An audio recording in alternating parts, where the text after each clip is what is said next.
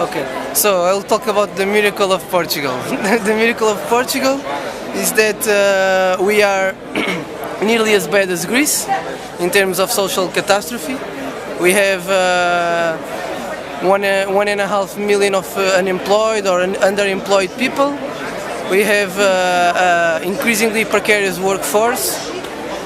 With no rights, with no possibility of political or with lower possibility of political participation because they are afraid of losing their job, they are afraid of not getting a job, they don't have the time to think politically because they work too many hours, or all they can think about is how to find a job. Young people is increasingly unable to study, to go to university. The gap between the richer and the poorer is bigger now, much bigger now, and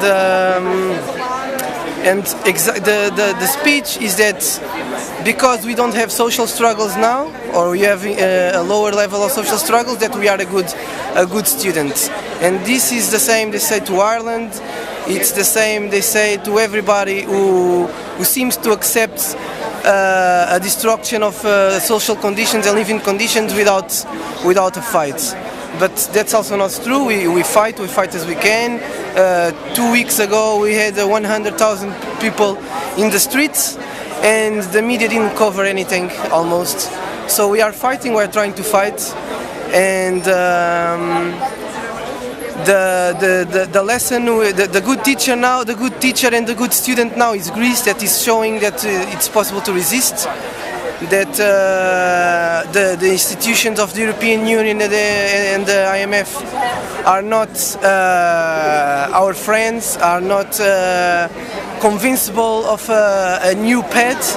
They want to impose their own paths, and we have to learn that we have to clash with them, and we have to prepare for that clash. We have to organize, to strengthen our organizations, to mobilize to the streets and fight. That's the only alternative.